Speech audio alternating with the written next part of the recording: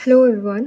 तो इसमें हम जो आज डिस्कस कर रहे हैं वो है यूपीएससी का बॉटनी के जो प्रीवियस ईयर क्वेश्चंस हैं हम उनको आज डिस्कस करने वाले हैं। तो बिना टाइम वेस्ट किए हुए हम एयर वाइज जितने भी क्वेश्चंस हैं उनको अभी तक डिस्कस करने की कोशिश करेंगे। तो पहला क्वेश्चन हमारा सामने है, most of the desert plant bloom during night time because. Most of the desert plant यानी कि वो प्लांट जो कि रेगिस्तान में यानी कि डेजर्ट में उगते हैं, वो जो है वो रात के समय पे ही क्यों खिलते हैं। ठीक है, तो हमारे ऑप्शंस हैं।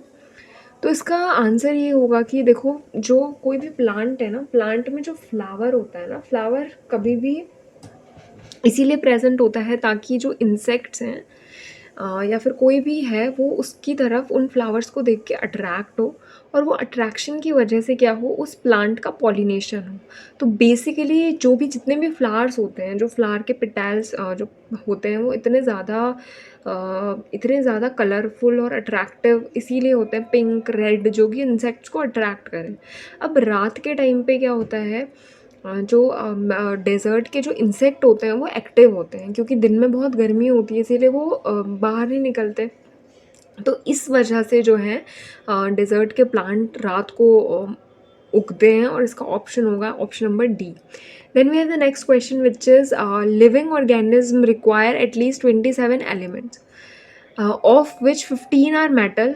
Among these those require in major quantity includes। यानी कि हमसे इसमें मेजर यानी कि हमसे इसमें मैक्रो न्यूट्रिएंट्स पूछा हुआ है। देखो, जो जब हम न्यूट्रिएंट्स की बात करते हैं ना, तो न्यूट्रिएंट्स होते हैं हमारे दो तरीके के। न्यूट्रिएंट्स हमारे होते हैं दो तरीके के। न्यूट्रिएंट्स हमारे दो तरीके के होते हैं, एक होते हैं मैक्रो और एक होता है माइक्रो। माइक्रो मतलब होता है छोटा, और मैक्रो मतलब होता है मतलब ज़्यादा क्वांटिटी में। तो जो मैक्रो एलिमेंट्स हैं इनमें ना एक ट्रिक होती है। तो वो ट्रिक क्या है, वो है चोपराज का नेस्कैफे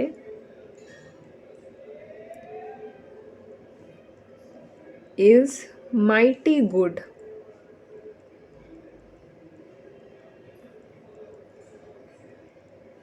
तो अब ये ट्रिक क्या है, ये जो मैंने स्टेटमेंट लिखी है, C for carbon, H for hydrogen, O for oxygen. ठीक है, और ये सारे ये ऐसे दिए हुए हैं। फिर Ka यानी पोटेशियम, N मतलब सोडियम, Ca मतलब कि क्या होता है कैल्शियम, माइट Mg मतलब होता है मैग्नीशियम। यानी कि ये हमारे क्या हो गए मैक्रो, यानी कि ज़्यादा क्वांटिटी में हमको चाहिए वो वाले एलिमेंट्स। तो अगर हम देखें ऑप्शन सी में पोटेशियम प्रेजेंट है, सोडियम प्रेजेंट है, मैग्नीशियम प्रेजेंट है और कैल्शियम प्रेजेंट है। ये जो पोटेशियम होता है उसका जो एलिमेंट मतलब उसका जो नोटेशन होता है वो हम के देते हैं। तो यानी कि इन सभी में कॉपर प्रेजेंट नहीं है और मोल्बिडिनम प्रेजेंट नहीं है। तो मोल्बिडिनम इसमें प्रेजेंट है तो ये तो नहीं होगा, इसमें भी कॉपर प्रेजेंट है तो ये भी नहीं होगा, इसमें भी कॉपर प्रेजेंट है तो ये भी नहीं होगा। यानी कि हमारा ऑप्शन सी जो है वो करेक्ट है। Then we have the next question which is third. It is possible to produce seedless tomato fruit by, यानी कि हम एक ऐसा टोमेटो प्लांट जिसमें कि सीड्स प्रेजेंट नहीं है, क्या हम उसको ग्रो कर सकते हैं, क्वेश्चन ये पूछा हुआ है। तो हम बिल्कुल कर सकते हैं। तो इसमें पहला ऑप्शन है applying trace element in tomato fruits.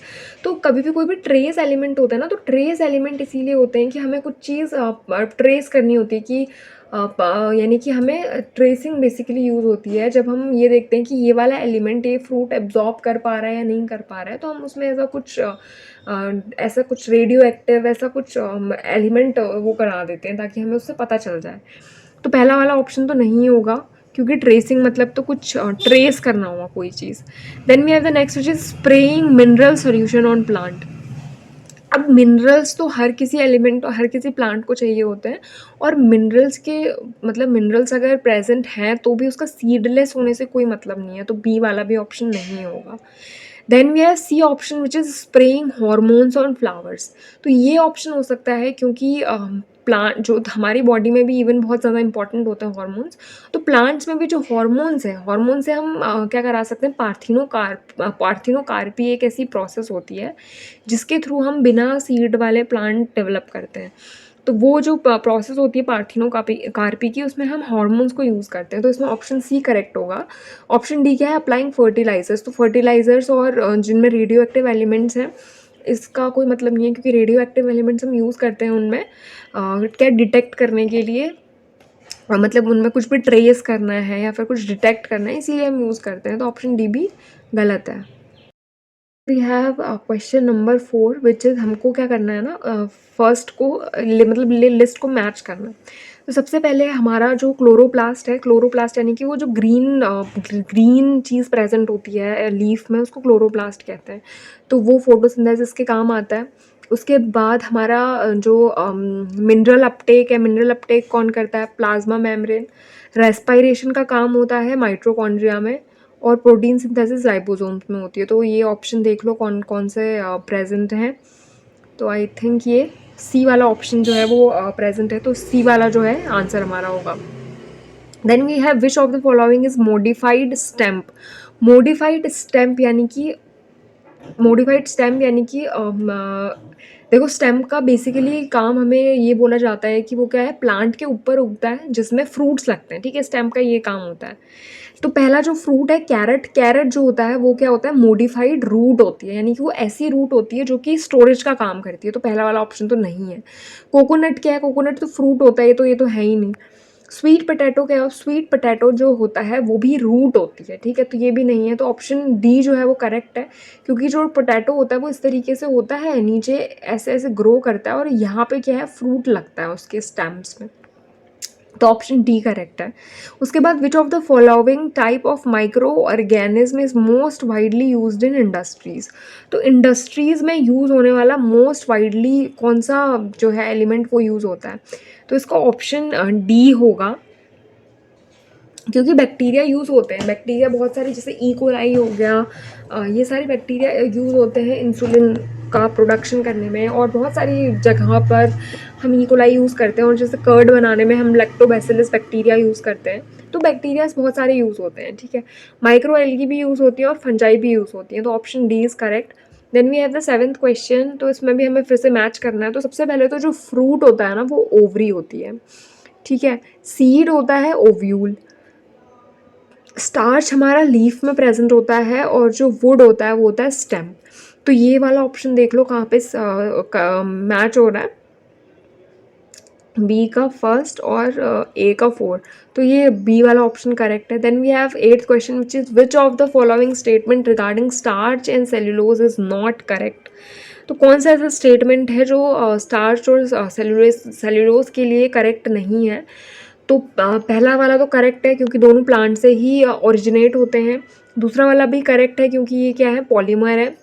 Then both of, क्योंकि इन दोनों को सिंथेसाइज करके ग्लूकोज निकलता है, तो ऑब्वियसली ऑप्शन सी जो है वो रॉन्ग है, मतलब इसका आंसर करेक्ट है, बट ये स्टेटमेंट क्या है, रॉन्ग है। क्योंकि जो स्टार्च है वो क्या देता है, आयोडीन का टेस्ट देता है, लेकिन सेलुलोज आयोडीन का टेस्ट नहीं देता है। Then we have the next question which is ergotism is due to consumption of. Ergotism जो होता है वो किस चीज़ के कंजप्शन की वजह से होता है, तो ये है, इसका आंसर होगा कंटामिनेटेड ग्रेन्स, यानी कि वो ग्रेन्स जो अब हम खा लेते हैं जो कि ख़राब हैं, ठीक है। तो जब हम उन्हें खा लेते हैं तो उस वजह से हमको इर्गोटिज्म की बीमारी हो जाती है। मतलब ergotism is basically an food infection type का। Okay, then we have the 10th question which is which one of the following is a useful functional association between fungi and roots of higher plants। तो ये पूरा का पूरा मुझे लगता है mostly questions 11th से हैं, ये इवन 9th 10th में भी मिल जाएंगे हमको एनसीईआरटी में। तो इसका आंसर है माइकोराइजा। तो ये थोड़ा याद करने वाला है।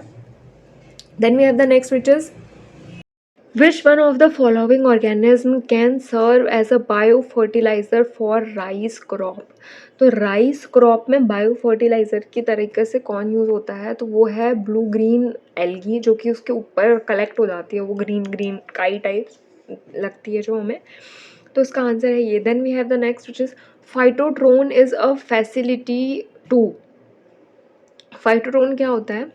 तो फाइटोट्रोन्स वो होते हैं ना, वो प्लांट जो कि बहुत ज़्यादा कंट्रोल्ड कंडीशन में ग्रो होते हैं। Option C is correct. तो इनको मतलब बहुत ज़्यादा कि हम किस किस अमाउंट में हम इनको पानी दे रहे हैं, मिनरल्स दे रहे हैं, तो बहुत ज़्यादा कंट्रोल्ड कंडीशंस में इनको ग्रो कराते हैं। तो उसका ऑप्शन सी होगा। Then we have the next, which is soft drink such as cokes contain significant quantity of, इसका आंसर कैफीन है। निकोटीन हमारा टोबैको में प्रेजेंट होता है, रेनिन हमारा प्रेजेंट होता है, हमारी एक्चुअली एक हार्मोन है।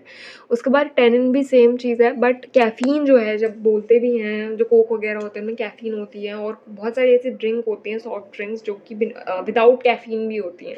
कार्बोनेटेड वाटर विदाउट कैफीन आजकल काफ़ी ट्रेंड में है। तो ये कैफीन जो है सॉफ्ट ड्रिंक्स में प्रेजेंट होता है। Then we have the 14th question, which is a canola refers to special type of oil seed.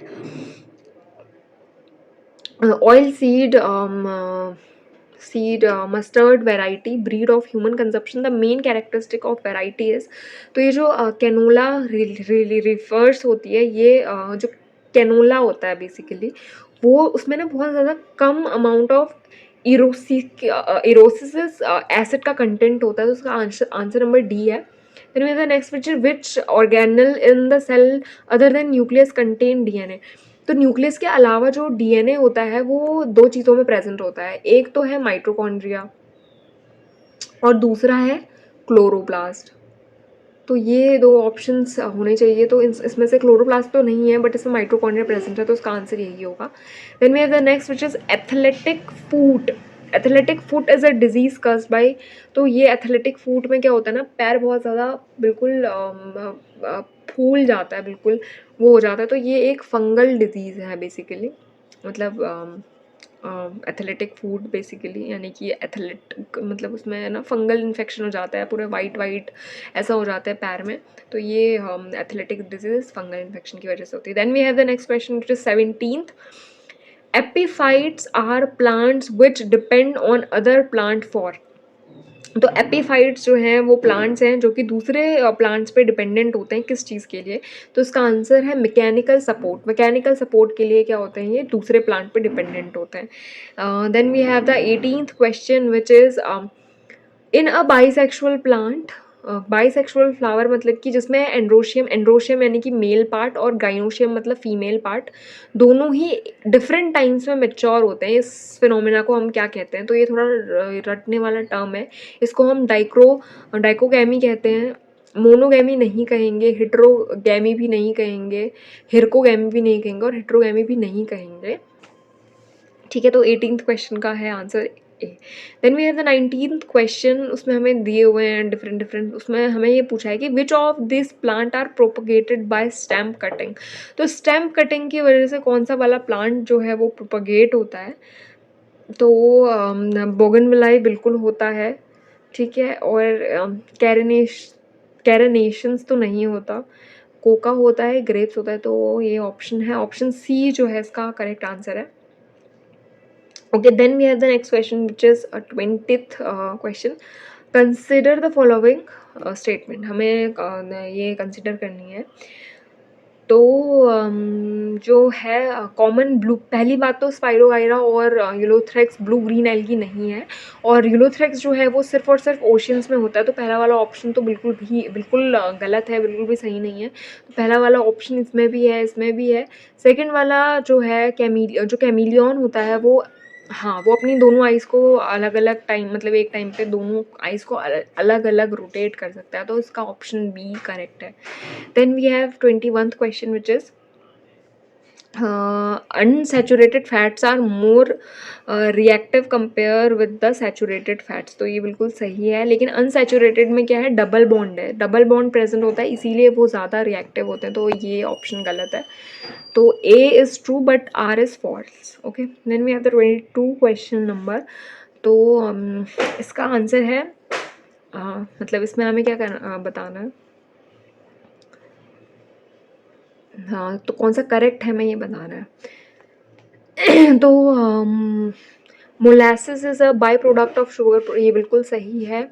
उसके बाद है क्या, Bagasse obtained in sugar mill is used as a fuel in the boilers to generate steam for the sugar factory। तो ये statement है। Next third हमारे पास है, sugar cane only be produce by sugar cane. No, sugar cane के अलावा भी बहुत तरीके से हम शुगर को ऑब्टेन कर सकते हैं। तो थर्ड वाला ऑप्शन गलत है। तो थर्ड जितनों में प्रेजेंट है वो सारे गलत हैं, यानी कि A option is correct. Then 23, cellulose is used as in making shatter proof glasses, यानी कि जो ग्लासेस टूटते नहीं हैं ऐसे वाले ग्लासेस के लिए बनाने के लिए यूज़ होता है। तो हाँ, ये तो सही है स्टेटमेंट। उसके बाद polysaccharides are not soluble in water, polysaccharides जो हैं वो वाटर में सॉल्यूबल नहीं होते हैं। तो ये भी सही है। तो इसका ऑप्शन क्या होगा, both A and R are individually true and R is the correct explanation of A. Then we have the next which is which one of the following part of pitcher plant is become modified into a pitcher। तो इसका answer leaf है, क्योंकि जो leaf होती है उसकी वही develop होती है इस तरीके से, ठीक है। Then we have the